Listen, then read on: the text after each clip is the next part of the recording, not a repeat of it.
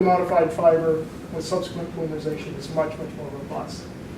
Another interesting thing you can do with these sorts of basically copolymers, block copolymers, where you have xyloglucan appended to something hydrophobic, is that in the case where we made the polystyrene copolymer, we can use these in a reverse micelle sort of fashion to suspend cellulose nanocrystals in hydrophobic solvents. So basically, Chi Xu was a postdoc working with us. Now he's got his own group at KTH, but basically he went ahead and built up this copolymer structure. And one of the main problems I keep alluding to, if we want to make cellulose fibers go into a hydrophobic matrix, is in fact their inherent hydrophilicity. So by making this copolymer, Chi was actually able to absorb it to cellulose, essentially making the cellulose hydrophobic. And then he could nicely suspend these fibers in toluene. And a sort of a knock-on effect was that these things actually formed a chiral pneumatic phase, sort of chemistry that Derek Gray is famous for. But instead of this happening in water, due to the chirality of the cellulose nanofibrils, it actually happens in hydrophobic solvent. Now, I keep talking about the importance of nanocellulose. Another key nanocellulose is bacterial cellulose that people have used as a base material, as a support for a lot of interesting applications. A Japanese group of Yano has adapted bacterial cellulose into flexible films that can be used, for example, in optical displays and other applications. Barrier properties are sort of interesting. Other people have used bacterial cellulose in its hydrogel form as a wound treatment. You can actually use this to treat burn victims because the exchange of water, this thing is about 95 to 99% water. The exchange of water in and out of that is very good for keeping wounds wet, while at the same time, bacterial cellulose has a low propensity to stick to the healing skin. So in that sense, it's very biocompatible. People have looked at bacterial cellulose as an artificial blood vessel replacement. Again, it's got good mechanical properties. Its hydrogel properties also make it quite attractive for putting into the body. And the fact that it doesn't elicit any immune response is also very good.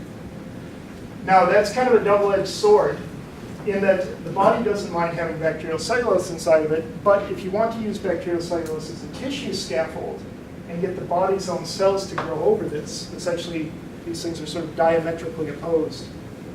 So, as I mentioned, bacterial cellulose exhibits low cell adhesion. In other words, it's very biocompatible. And you can't really do chemistry on bacterial cellulose. So unlike cotton or pulp fibers, it's really the hydrogel properties of bacterial cellulose that really make it useful as a material. So if you do solvent exchange, this nice net of cellulose will collapse and you'll never be able to rehydrate it again. So you can't really do classic organic chemistry in organic solvents. So using the xyloglucan technology, the nice thing is that you can actually bind xyloglucan, and here we have the fluorescein labeled xyloglucan, to bacterial cellulose in water and completely maintain the morphology. So since we simply incubate bacterial cellulose with the polysaccharide, we get absorption through a completely physical process in water, and we can deliver functional groups. So when this then becomes interesting as a way to deliver bioactive peptides to the surface. So this RGD peptide motif will recruit endothelial cells through their integrin proteins, their cell surface integrin proteins. So we can use the same technology to make modified xyloglucans. We can introduce the bacterial cellulose, we can bind in water or buffer, and put these peptide tags on the surface. And really the proof is in the pudding. What we see, if we take naked bacterial cellulose, endothelial cells will colonize this substrate for a little bit, but then they'll get unhappy, die, and basically fall off after a couple of days. If we put xyloglucan alone on there, again, you can see the cells don't stick. If we put a dummy peptide on there, basically a control peptide, we have no cell adhesion. But when we put that specific RGD peptide on there, we get confluent cells. They grow, divide, and are nice and stable and confluent on the matrix. So you can imagine many, many different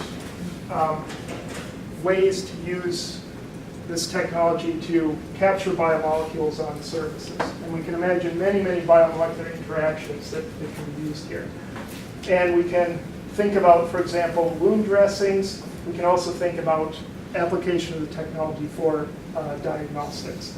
So field diagnostics, very cheap, based on paper devices, separations, filtration, and so on, and other sorts of biomedical and wound treatment applications.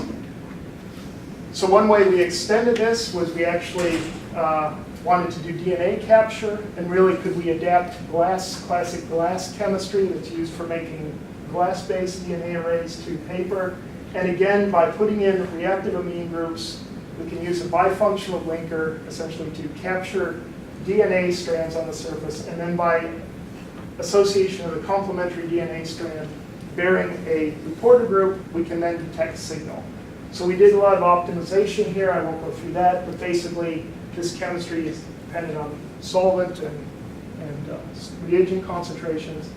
But really where we use this, I think, fairly effectively was to develop a DNA-based diagnostic to discriminate different types of DNA. And in this mock forensic approach, we discriminated human and dog mitochondrial and genomic DNA.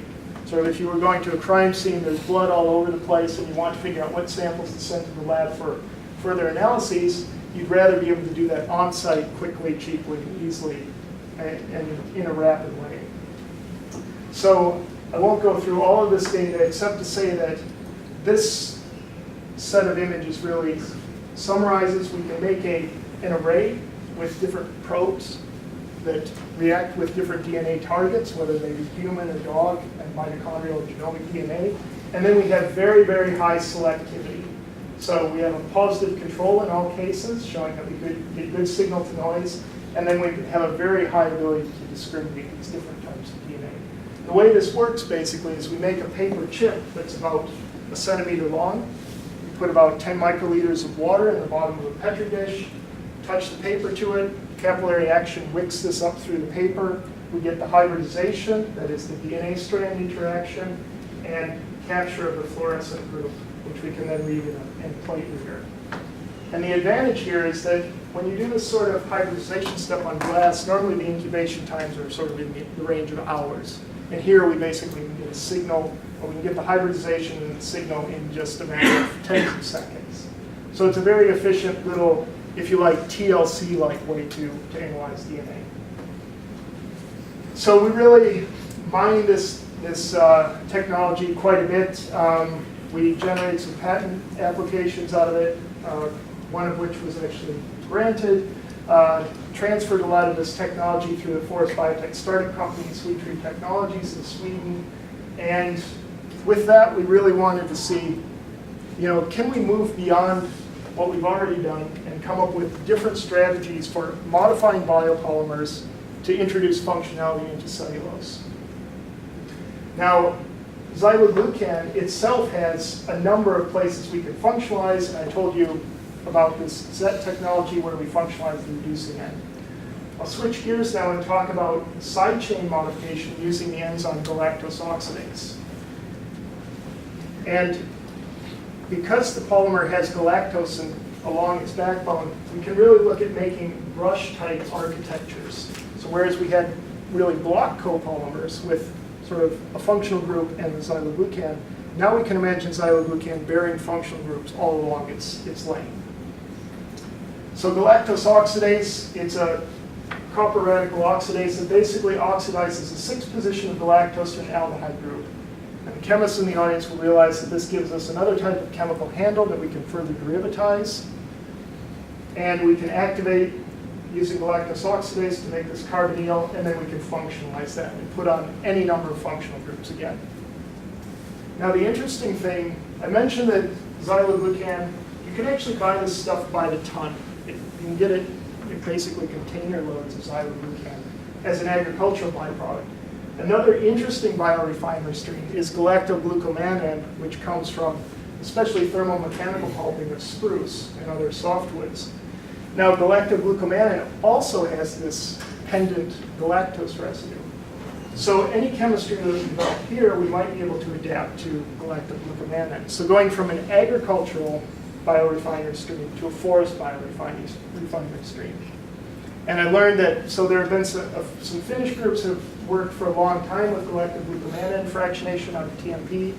There's actually a company in Texas that makes this stuff by the ton, and they're actually currently using it as a prebiotic. So they mix it into animal feed, actually, to improve the nutritional properties. So in any case, this was a project we had going in the Ballenberry Wood Science Center, still sort of going there, where I had 2 postdocs, Oliver Spediard from Austria, who actually did a little stint with Steve a long time ago, and Chuman Zhu from the group in Finland who worked with GGM isolation. And then we collaborated with Elizabeth Olsen in Chalmers. She's a bioprocess technologist, so she helped us with scaling up the expression of this enzyme. So really what we did was we optimized enzyme production, and then in the lab, passed that to Chun Lin, who did the enzyme chemistry. At the same time, Lisbeth and her postdoc, Margarita, scaled this enzyme production up to really tremendous levels. So I won't go through the details, but basically the upshot of Oliver's project was that he was able to produce lots of protein, get an optimized system for extracellular production of Pichia pastoris, where we got very, very good yields of protein. And that's just in the lab. When we took it to Lisbeth's place and produced the protein in the fermenter, we could just get gobs of the stuff. That came back to us, and Chun Lin, with the help of another couple of chemists, Anna Katerina and Sasa, developed this chemistry, where we basically installed a reactive alkynyl group that allows us to do click chemistry, and by doing click reactions, we could install a couple of different functional groups here. So I'll take you through that very quickly. My time is running out, so I won't really go through all of the sub-slides to this, but just to show you that this is the flow chart. We start with a galactose-containing polysaccharide, oxidize it with galactose oxidase to put in the aldehyde group. A simple reductive amination with propargylamine installs the alkyne. Once we've got the alkyne in place, we can bind this modified xyloglucan, or GGM, to cellulose. Again, exploiting the ability of these hemicelluloses to stick to cellulose. With that in place, then we can click on our reactive group, and depending on the nature of this group, we can do further chemistry. So I'm just going to quickly skip through these next few slides, which show that we can nicely show the extent of conversion through mass spec analysis. So we get quantitative conversion here. A little bit less than quantitative conversion, the reductive amination step. When we bind the polysaccharide onto cellulose, it doesn't have to be so, but the modified polysaccharide binds just as well as the unmodified one. So looking at a binding isotherm there, we can click on, we can show that these alkynyl groups are then converted to the clicked functionality, again by the mass spec. And in the same way, we can show that using a simple fluorophore, that we get attachment of the fluorophore to cellulose, works with xyloglucan or galactoglucomannan. We can use alternate technology where we click on a biotin group, capture a protein, which bears an enzyme, and use the substrate of that enzyme to report the enzyme activity. The key thing here is that we have very, very low background absorbance. One advantage of using cellulose as a biomolecule capture substrate is that proteins and other biomolecules don't really like to stick to it. You really require some sort of specific interaction. And then finally, we've taken this on to other types of functionalization using allylation or propargylation instead of the reductive amination that I talked about. This was in collaboration with Stefan Wilfor's group at Obo Academy and Maija Tenkin at the University of Helsinki. So we provided them with enzyme and a little bit of expertise on the analysis side. So Chun Lin was really the go-between guy here. And then we also have taken this on and further oxidized the aldehyde group to carboxyl groups to make charged surfaces.